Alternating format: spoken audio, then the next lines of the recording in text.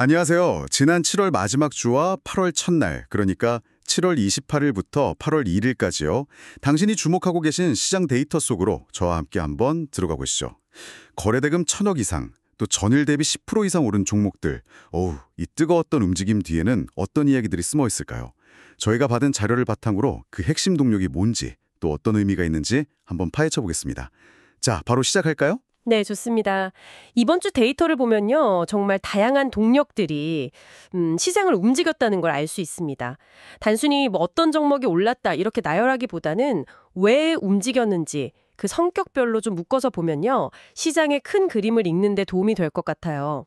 크게 보면 역시 반도체 같은 기술주 강세가 있었고 또 실적 기반의 움직임도 있었고요. 그리고 좀 예상치 못한 트렌드나 외부 변수들 이런 것들이 눈에 띄네요.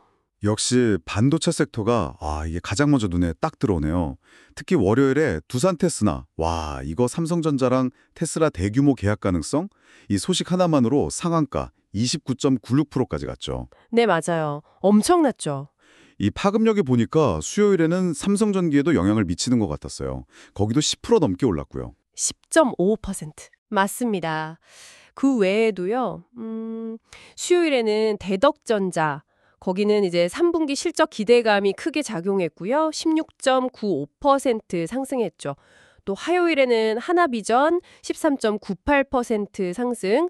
여기는 미국 시장 분위기나 SK 하이닉스 실적이 좋았던 거 이런 외부 요인이 좀 힘을 보탰다고 봐야죠. 그리고 또 하나 흥미로운 건 수요일에 하나마이크론 13.23% 상승했는데요. 여기는 좀 특이하게 회사를 나누려던 계획 그 인적 분할을 철회했는데 그 결정이 오히려 주가 상승을 이끌었어요. 전반적으로 보면 반도체 관련해서는 꽤 긍정적인 소식들이 많았던 한 주였어요. 실적 이야기 잠깐 하셨는데 그럼 이 부분을 좀 더 파고 들어가 볼까요? 탄탄한 실적이나 아니면 앞으로 좋아질 거라는 전망 이런 게 주가를 밀어올린 다른 사례들도 있었죠? 네네, 있었죠. 월요일에 효성중공업하고 산일전기 이 두 회사가 대표적이지 않을까 싶네요. 네, 맞아요. 두 회사 모두 그 전력 설비 테마 이것도 있었지만 2분기 실적이 좋았다. 이 점이 크게 부각됐죠. 효성중공업 14.31%, 산일전기 13.55% 상승했고요. 특히 산일전기는 날씨가 워낙 더우니까 폭염 때문에 수요가 늘 거다. 이런 기대감까지 더해졌던 것 같아요. 그렇군요. 그리고 목요일에는 하나오션이 있었죠. 여기는 2분기 실적 좋다는 분석에다가 사업 확장 기대감까지 딱 붙으면서 13.43%나 올랐는데. 근데 거래대금이 1조 5천억이 넘었다고요? 네, 1조 5천억 원.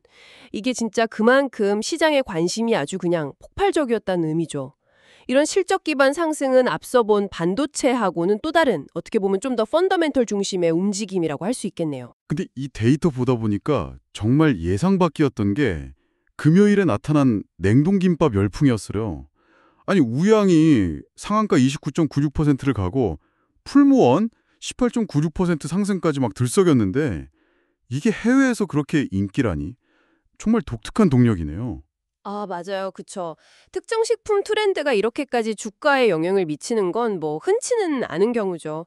앞서 본 실적이라든지 산업 이슈 이런 거랑은 결이 완전히 다른 어떻게 보면 약간 문어적 현상의 투자 심리를 자극한 그런 사례라고 볼 수 있겠습니다. 그러네요. 이런 좀 개별 기업 이슈는 더 있었는데요. 화요일 매커스 같은 경우는 자사주 소각, 그러니까 회사가 자기 주식을 사서 없애서 주주 가치를 높이겠다. 이 결정이 호재로 작용해서 16.10% 올랐고요.